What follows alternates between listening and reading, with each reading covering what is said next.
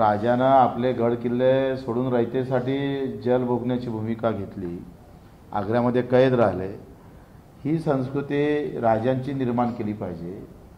ज्यांनी पुतळ्याचं उद्घाटन भूमिपूजन केलं त्यांनी उठबशा काढल्या पाहिजे. मोदीजीनं पहिले एक उठबशी तिथं जाऊन काढावं, शिंदे साहेबांना काढावं, तिथून ते फडणवीस साहेबांना 2 काढावं, त्यांनी 1 काढू नये.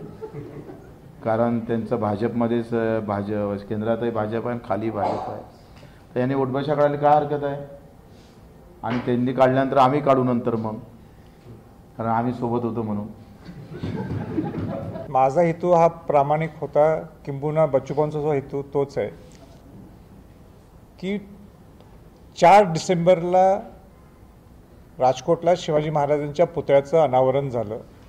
त्या अनावरणासाठी खुद्द पंतप्रधान नरेंद्र मोदी आले होते.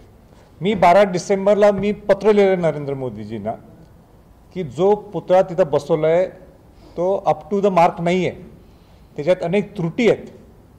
त्या पत्राची काही दखल घेतली नाही आणि दुर्दैवाने तो पुतळा पडला. महाराष्ट्राच्यासाठी तर तो फार एक काळा दिवस होता की शिवाजी महाराजांचा पुतळा पडणं ही काही छोटी बाब नाही आहे. आज तुम्हाला पुतळा उभा करायचा असेल तर शिवभक्त ज्यावेळी पुतळा उभा करतात तर तुम्हाला अडवलं जातं, कारण का तुम्ही हे प्रोटोकॉल्स पाळले नाहीत, हे पॅरामीटर्स पाळलेले नाहीत, ह्या ज्या अटी आहेत तुम्ही पूर्ण केलेल्या नाहीत. मग हा पुतळा उभा करत असताना ज्या जाचक अटी पाळायला पाहिल्या होत्या, कला संचालनालयाची परवानगी घेतली का? कुठल्या जाचक अटी होत्या त्या मान्य जाचक अटी पाळल्या का? हे प्रश्न विचारण्याची वेळ आलेली. ज्यावेळी पंतप्रधान आणि प्रामुख्याने राष्ट्रपती ज्यावेळी कार्यक्रमाला जातात तर आणि जाचक अटी असतात. ह्याचं ॲनालिसिस व्हायला पाहिजे, ह्याच्यात काय चुका झाल्या ह्याचं आपण त्याच्यावर आत्मचिंतन करणं गरजेचं आहे.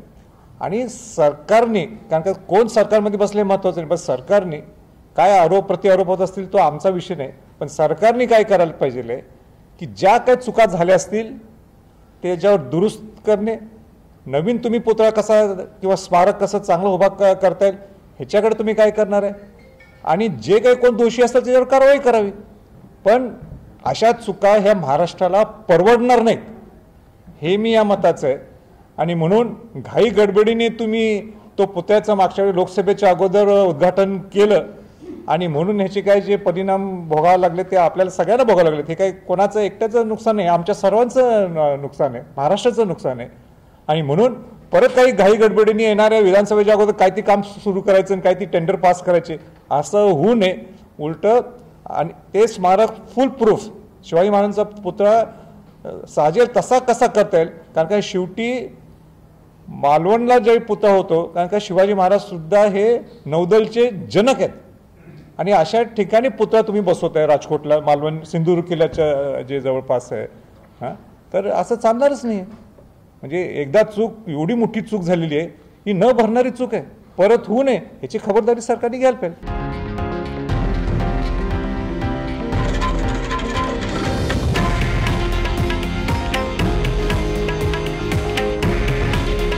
हे आहे देशातील नंबर 1 न्यूज नेटवर्क आणि आपण पाहत आहात TV9 मराठी. काळजी तुमची, हित महाराष्ट्राचं.